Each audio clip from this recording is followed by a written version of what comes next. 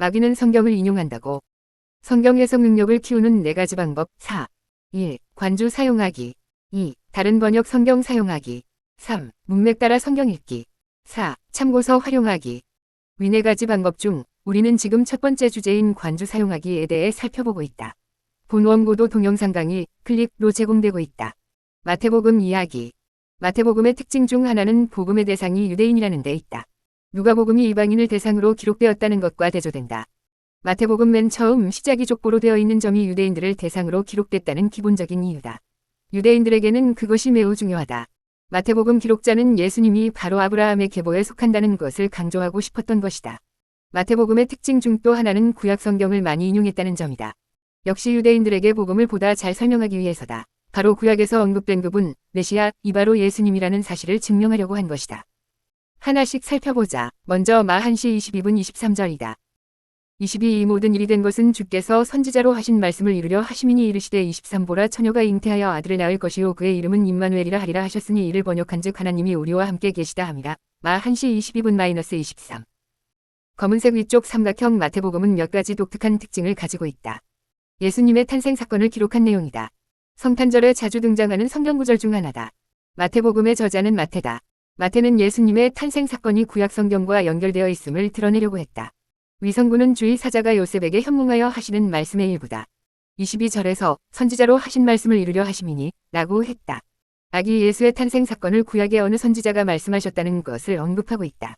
23절에서 그 선지자가 하셨다는 말씀을 그대로 인용했다. 보라 처녀가 잉태하여 아들을 낳을 것이요 그의 이름은 임마누엘이라 하리라. 가 그것이다. 그 구약의 선지자는 누구일까? 당시 사람들은 그 선지자가 누구이며 또 그가 어떠한 말씀을 주로 하셨는지에 대해 어렵지 않게 알았을 것이다. 그러나 오늘 우리는 그렇지 않다. 알기 힘들다. 그러나 우리에게는 관주가 있다. 관주가 우리를 그 선지자에게로 안내해준다. 우리네 선배들의 수고의 땀방울이 이미 그렇게 길을 만들어 놓았다. 위 23절 중 보라 처녀가의 관주 표시가 있다. 그 관주는 7시 14분로 연결시켜주고 있다. 즉 이사야 선지자가 하신 말씀이다.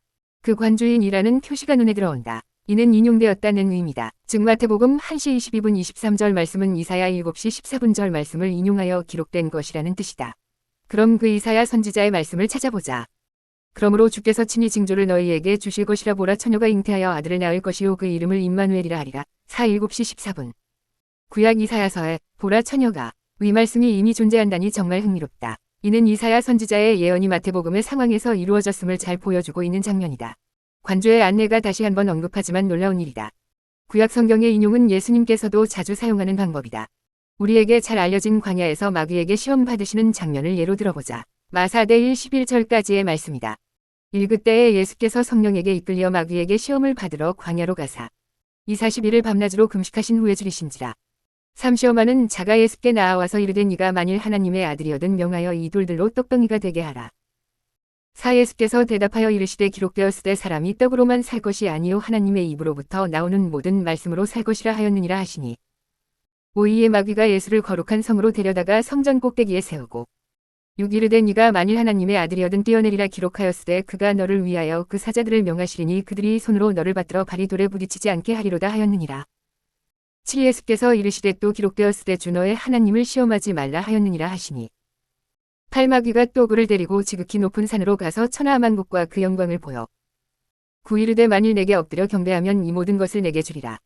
12에 예수께서 말씀하시되 사탄아 물러가라 기록되었으되 주 너의 하나님께 경배하고 다만 그를 섬기라 하였느니라. 11에 마귀는 예수를 떠나고 천사들이 나아와서 수종드니라. 마사대 1-11. 예수님은 마귀로부터 네가 만일 하나님의 아들이거든 명하여 이 돌들로 떡덩이가 되게 하라. 마사대 3몇 시험을 받으셨다. 예수님은 그 마귀의 시험을 보기 좋게 물리치셨다. 그때 예수님께서 사용하신 방법은 무엇일까? 칼 같은 무기를 사용하시거나 하늘 군대를 부르시거나 또는 신비한 어떤 능력을 사용하는 것 등이 결코 아니었다. 예수님께서 마귀를 물리치기 위해 사용하신 방법은 이미 기록된 구약 성경이었다. 4절에 나타난 기록되었으되 라고 하신 대목이 이를 잘 보여준다. 그 기록된 말씀은 사람이 떡으로만 살 것이 아니요 하나님의 입으로부터 나오는 모든 말씀으로 살 것이라 이다. 이 말씀으로 마귀의 시험을 능히 물리치신 것이다. 그런데 그 말씀이 어디에 기록되었다는 말인가? 구약 성경을 처음부터 모두 읽어보면 발견할 수 있겠지만 힘든 일이다. 그러나 걱정할 필요가 없다. 역시 우리 선배들이 이미 정리해 놓았다.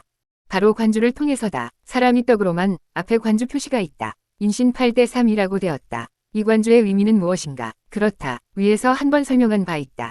바로 신명기 8장 3절 이 말씀을 인용했다는 뜻이다. 그 말씀 역시 살펴보자. 신 8대 3절이다. 다음과 같다. 너를 낮추시며 너를 줄이게 하시며 또 너도 알지 못하며 내 열조도 알지 못하던 만나를 내게 먹이신 것은 사람이 떡으로만 사는 것이 아니요 여호와의 입에서 나오는 모든 말씀으로 사는 줄을 네가 알게 하려 하심이니라. 신 8대 3.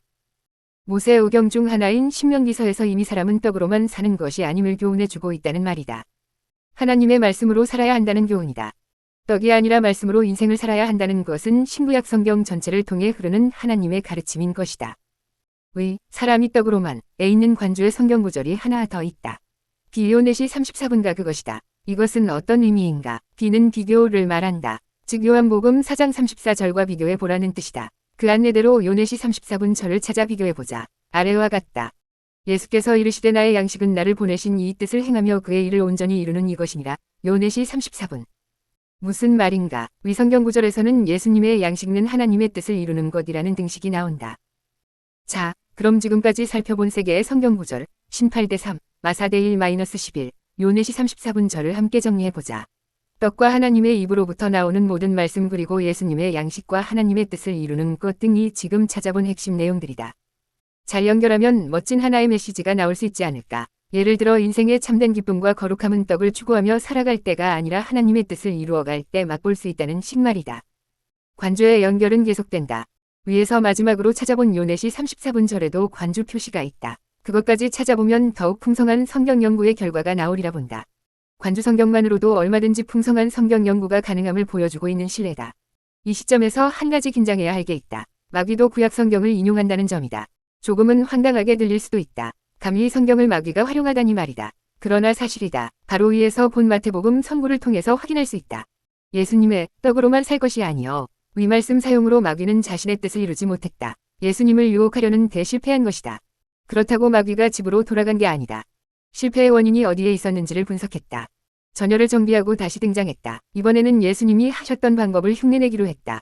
즉, 구약 성경을 인용하는 것 말이다. 그래서 마귀는 두 번째로 예수님을 유혹할 때 이렇게 말했다. 아래와 같다. 이르되 네가 만일 하나님의 아들이어든 뛰어내리라 기록되었으되 그가 너를 위하여 그의 사자들을 명하시리니 그들이 손으로 너를 받들어 발이 돌에 부딪히지 않게 하리로다 하였느니라. 마사대 6. 기록되었으되 라는 말로 예수님의 방식을 마귀도 그대로 따라했다. 그가 너를 하리로다 라며 성경 말씀을 직접 인용하며 사용했다. 마귀도 성경의 내용을 이미 잘 알고 있다는 증거다. 마귀는 어느 선구를 인용한 것일까? 이때도 관주가 우리를 도와준다. 그가 앞에 관주 표시가 있다. 그것은 인시 91대 11-12로 안내한다. 즉, 마귀가 시편 91편 11에서 12절을 인용하여 예수님을 유혹하려고 했다는 말이다. 시 91대 11-12절은 아래와 같다. 11 그가 너를 위하여 그의 천사들을 명령하사 내 모든 길에서 너를 지키게 하심이라. 12 그들이 그들의 손으로 너를 붙들어 발이 돌에 부딪히지 아니하게 하리로다. 시 91대 11-12.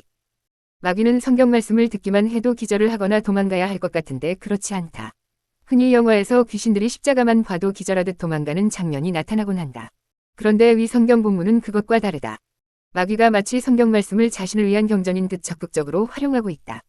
또한 마귀가 성경 말씀을 인용하더라도 스스로 혼동되어서 부정확하게 사용해야 할 것 같은데 꼭 그렇지도 않다. 마귀도 어떤 거리낌도 없이 자연스럽게 성경 말씀을 사용하고 있다.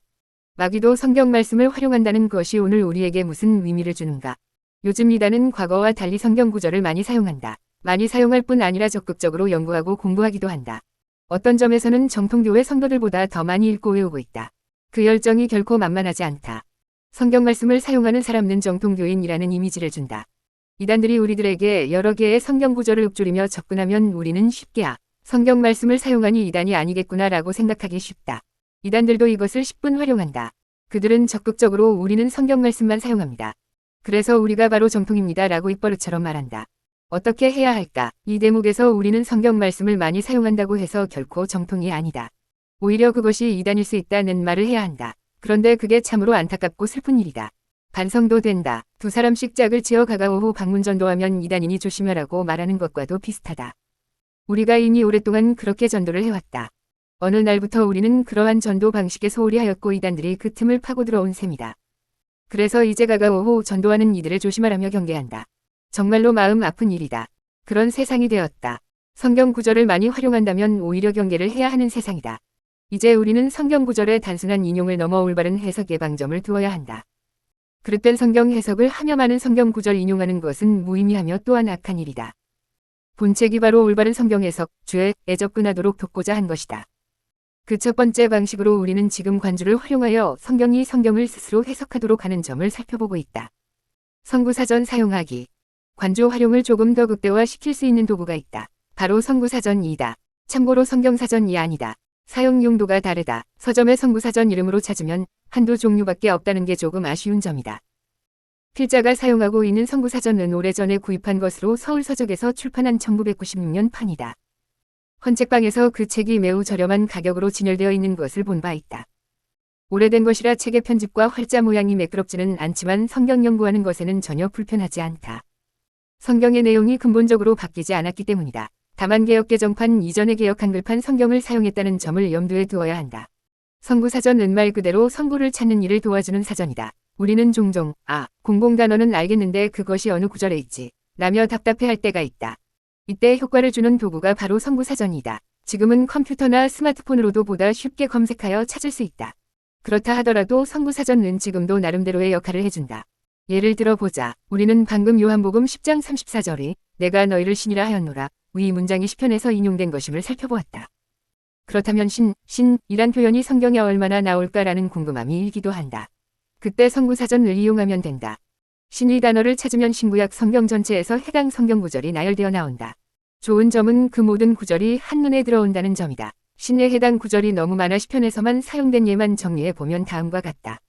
성구사전은 아래와 같은 식으로 보여준다. 주는 죄악을 기뻐하는 신이 아니시 5대4. 하나님이 신들 중에서 판단하시 82대1.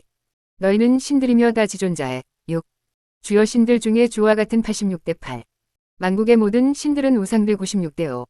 신들 앞에서 주께 찬양하리야 138대1. 신약의 복음서에서 신의 단어는 위에서 언급한 요십 34절 외에는 없었다. 위성구들을 직접 성경을 통해 살펴봄으로 신의 의미가 어떻게 사용되었는지를 파악할 수도 있다. 진짜 신의 의미로 사용된 것인지 아니면 신과 같은 존재의 뜻을 나타내는 것인지 아니면 또 무엇인지를 살펴볼 수가 있다. 앞서 언급한 6월절이라는 단어도 찾아보자. 우리는 요한복음에 나타난 6월절 단어를 통해 예수님의 공생의 기간을 어림할 수 있었다. 그렇다면 다른 복음서에서 6월절을 찾으면 어떻게 될까? 예수님 공생의 기간에 대해 다른 점을 발견할 수 있지 않을까? 성구사전이 도움을 준다. 누가복음에 나타난 6월절을 성구사전에서 찾아보자. 아래와 같다. 그 부모가 해마다 6월절을 당하면 2시 41분. 6월절이라 하는 유교절이 가까움에 22대1. 우리를 위하여 6월절을 예비하여 8. 내 제자들과 함께 6월절을 먹을 객실 11. 너희와 함께 이 6월절 먹기를 원하고 15. 이 6월절 이 하나님의 나라에서 16. 크게 두 번에 걸쳐 6월절 기간이 나타난다. 누가복음 2장과 22장이다. 누가복음의 저자가 6월절 절기에 대해서 요한복음의 저자보다는 크게 관심을 기울이지 않았음을 알 수 있다. 그렇다면 마태복음과 마가복음에서는 각각 어떠한가? 아래와 같다. 이틀이 지나면 6월절 인자가 마 26대2. 6월절 잡수실 것을 우리가 17. 6월절 내 집에서 지키 18. 6월절을 예비하였더라 19. 이틀이 지나면 6월절 과무교절이라 막 14대1. 6월절 양 잡는 날의 제자들이 12. 마태복음에서는 26장에서 집중되어 나타나고 마가복음에서는 14장에 한꺼번에 나타난다. 이를 통해 우리는 무엇을 알 수 있는가? 마태복음, 마가복음, 누가복음보다는 요한복음에 나타난 6월절을 통해서 시간의 흐름을 파악하기 훨씬 수월하다는 점이다. 다른 복음서와 달리 요한복음이 갖는 특징 중 하나가 바로 이것이다. 성경을 연구하는 자의 책상 바로 앞 책꽂이에는 항상 관주성경과 성구사전 등이 기본적으로 준비되어 있기를 권해본다. 본고가 진행되면서 몇 가지가 더 추가될 수 있다. 관주의 아쉬움. 우리가 현재 사용하고 있는 관주성경의 관주가 기능상 완벽한 것은 물론 아니다. 관주의 안내를 따라 성구를 찾아가 보면 특별히 관련이 없는 구절이 나타날 경우도 적지 않다. 종종 엉뚱한 구절과 연결해 놓을 때도 있다. 반대로 꼭 필요한 관련된 성경 구절은 연결이 되어 있지 않은 경우도 있다. 아쉬운 점이다. 관주의 한계다. 이 부분은 3장 문맥 따라 성경 읽기에서 한 번 더 자세히 취급하겠다. 소위 이중아담론이라는 내용과 함께 설명하려고 하니 조금만 더 참고 계속해서 읽어가시기를 바란다.